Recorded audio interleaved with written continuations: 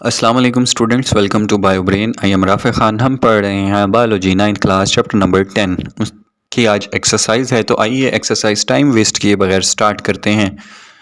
Which of the following organism commonly reproduce by binary fission? इनमें से कौन सा ऑर्गेनिज्म है जो बाइनरी फिशन के ज़रिए रिप्रोड्यूस्ड होता है? तो पहले का है बी, बैक्टीरिया। बैक्टीरिया जो है वो बाइनरी फिशन से रिप्रोड्यूस होता है। Which is the primary method of reproduction in yeast? Yeast के अंदर कौन सा रिप्रोडक्शन का प्राइमरी मेथड इस्तेमाल होता है, तरीक़ाकार इस्तेमाल होता है? तो टू का है ए, बडिंग। टू का है सी, सी इज़ बडिंग। बडिंग होती है यीस्ट में। 3 है जनाब, विच of the following statement is true about spore formation in fungi? के नीचे 4 स्टेटमेंट्स हैं, इनमें से कौन सी ठीक है?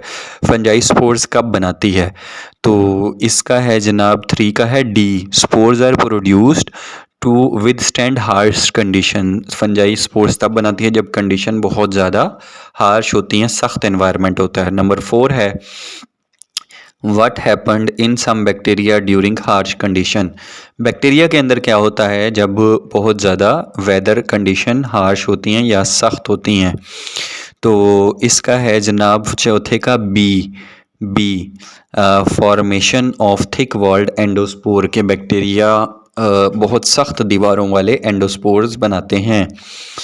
5वां है which of the following is the example of vegetative propagation through runners? इनमें से कौन सा है जो जिसमें वेजिटेटिव प्रोपिगेशन होती है रनर्स के ज़रिए? तो ये है स्ट्रॉबेरी। 5वें का है B, strawberry. Which plant propagates through tuber? तो कौन सा प्लांट ऐसा है जो ट्यूबर के ज़रिए प्रोपिगेट होता है, निकलता है? तो ट्यूबर के ज़रिए 6 का है बी, पोटैटो जो है वो ट्यूबर के ज़रिए निकलता है। 7 है the horizontal above ground stem. Horizontal भी हैं, लेटे हुए हैं लेकिन ज़मीन के ऊपर होते हैं। Which produce leaves roots at the nodes? और नोड से उनके लीव्स और रूट निकलते हैं।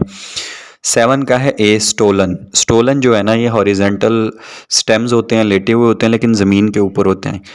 8th है जनाब which of these does not help a plant for vegetative propagation? के वेजिटेटिव प्रोपिगेशन में इनमें से कौन सा पौधे की मददगार साबित नहीं होता वेजिटेटिव प्रोपिगेशन में? तो 8 का है डी जो है वो है फ्लावर। फ्लावर वेजिटेटिव प्रोपिगेशन में नहीं होता जबकि सेक्सुअल रिप्रोडक्शन में कारआमद होता है।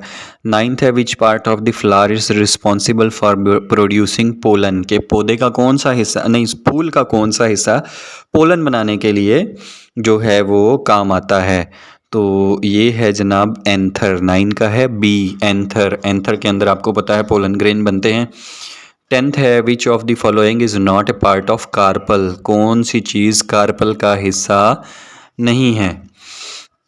तो इधर है जनाब 10th का ए, फिलामेंट। फिलामेंट कार्पल का हिस्सा नहीं है। कार्पल बोलते हैं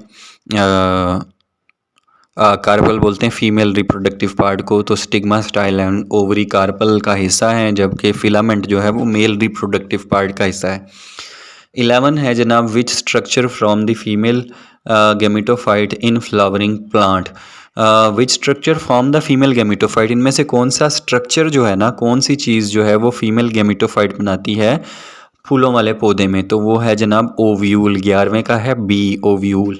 12वां है the male gametophyte in flowering plant is known as? Male gametophyte जो है ना जी फ्लावरिंग प्लांट के अंदर, उसको क्या बोलते हैं? मेल नर गेमिटोफाइट को तो हम 12वें में ए, पोलन ग्रेन, उसको बोलते हैं पोलन ग्रेन।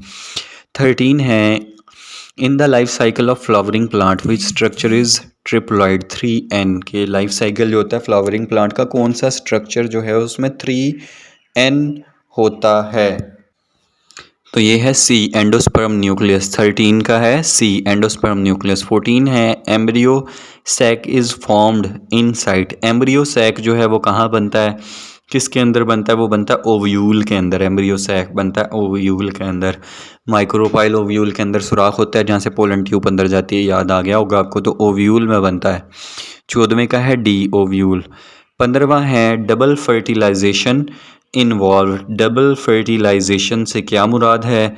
तो डबल फर्टिलाइजेशन से मुराद है fertilisation of egg and fusion nucleus by 2 sperm, यानी कि 15 में क्या है सी, कि डबल फर्टिलाइजेशन से मुराद है एक स्पर्म एग को फर्टिलाइज करता है और दूसरा फ्यूजन न्यूक्लियस के साथ मिक्स होता है, that is called double fertilisation. तो ये था हमारा आज का लेक्चर जिसमें हमने देखे chapter number 10 class 9th biology के MCQs। उम्मीद है आपको बहुत अच्छे से समझ आए होंगे।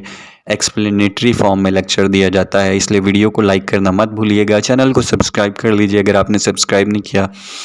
आप हमें ज्वाइन कर सकते हैं इंस्टाग्राम पे, यूट्यूब पे, फेसबुक पे, टिकटॉक पे और व्हाट्सएप पे।